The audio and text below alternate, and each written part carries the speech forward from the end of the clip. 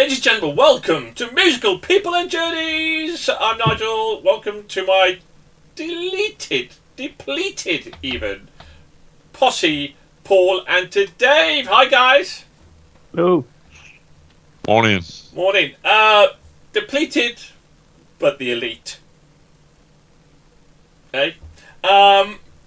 So, Ian is going to try and join us. He's having some technical difficulties, and Chris and Trish are unavailable this weekend, although I have extensive notes, particularly from Trish.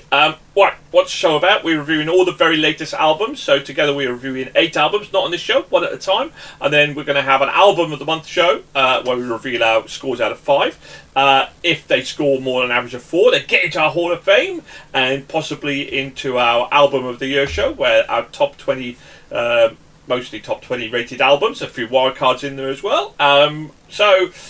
Right, well, what's today about then? Who are we reviewing today? We are reviewing Gun and their new album, Hombres. Now, let's face it, who's the fastest gun? Who would be the fastest gun amongst the two of you? Let me think. Oh, sorry, Paul, it has to go to the youth. I mean, Dave's got to be younger, he's faster, you know. Dave, what did you think of Gun and Hombres? I should really enjoy this album. Big hard rock fan, but to be honest with you, while I enjoyed the songs, they are well written. Yeah, so well written songs, well performed, but there's just no punch to it. It just falls a bit flat. The one thing that sprung to mind straight away when I was listening to it was it's less gun, more water pistol. There's just no power to it. It was one of those. I listened to it and I was like, it's okay. I'm never going to listen to that again. But, it wasn't a hideous listening experience, that's for sure. Well, Paul, were you all fired up? Or was this also a bit of a damp water pistol? Great analogy there. I mean, whether you agree or not agree with it, it was a great analogy. But what do you think, Paul? Yeah, well, Gun have been going for 35 years, and I'd heard some of their songs in the distant past. But it's been a long time since I've heard anything new from them, and they've kind of been in steady decline since the more heady days. But with Hombres' album, they seem to be back to their best, with what can be called grown-up rock music, covering real-life issues, hopes and dreams. The music style seems a little dated, but they own it. And that honesty makes this album a great listen. Ian, what did you think of Hombres? Welcome to the show. You've had technical difficulties. Glad you made it. What did you think of Gun? Because by the way, I did actually forget to do the intro. I'm not very good, am I? Just for the record, Gun are a hard rock band from Glasgow.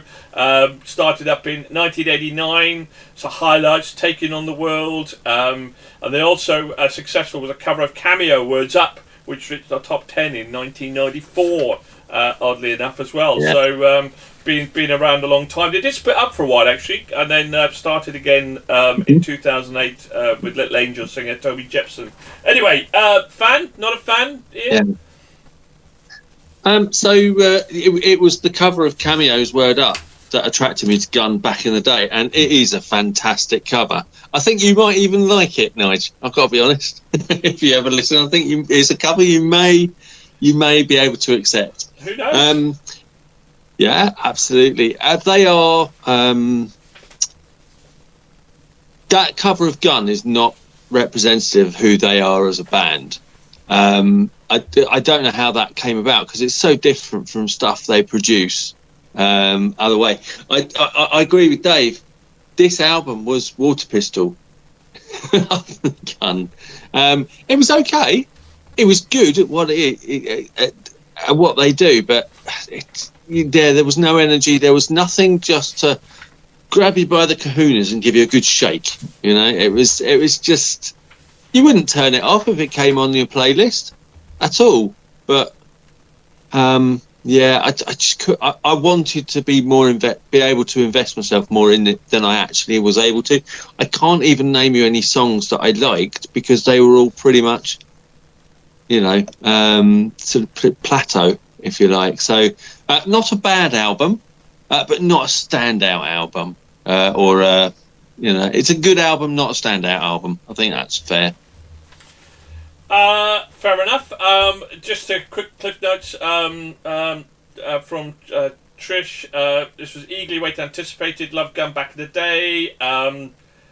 I think I'll just sum up. It's nice and it's solid, and it's going to please fans of old and hopefully draw in some new ones. And I'm sure they would be awesome live, and they tour this December. So if she thinks it was a good job, bit mediocre, I think would probably above average. I really liked it.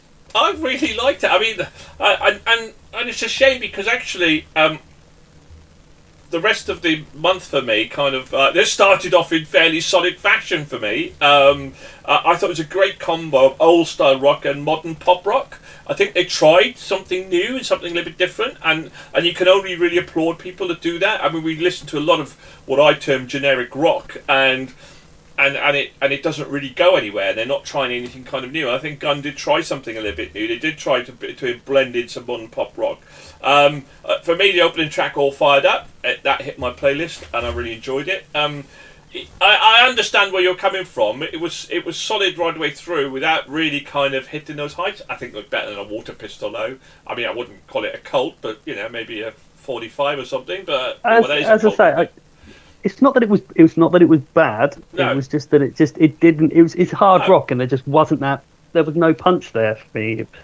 That's because I think they tried to blend in. It was probably a Gun, but firing blanks rather than live rounds. No, there's definitely live rounds in there. It didn't hit the bullseye, but definitely hit the mark. I think the reason why is because they tried to blend in some pop rock into that to try and kind of do something a little bit different, and I think it kind of worked overall. Particularly, I'd say I was talking about we did Prey Mantis and Defiance, which was very kind of old school generic kind of rock, and it was okay, and there's a lot of generic rock out there. I mean, everybody says, oh, we're keeping alive, flying the flame of new wave British metal or heavy metal back in the day, we're trying to keep the flag flying. Well, let me tell you, I narrowed down 60 albums to a 16, and there's a lot of bands out there that do generic kind of new wave heavy metal. Believe me, there is a lot of bands out there trying to keep that flame flying, and you've got to be a little bit better in terms of production and everything else and different to kind of maybe stand out in a very packed crowd.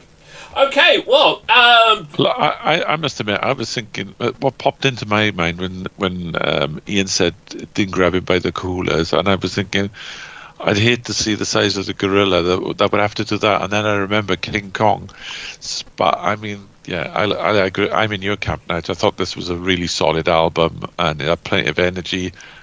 And yeah, you kick up a backside, I think. Yeah. Will it make an album of the month? Who knows? But Paul, what should people do right now, do you think? What do you think they should do, Paul? Well, I think there's a button number there, and there's a button number there that they should be pressing. It's called like and subscribe. Please hit it. In the meantime, thank you to my panel. We'll be back with our next episode. Thank you very much. Goodbye for now, everybody. Bye-bye. Bye-bye.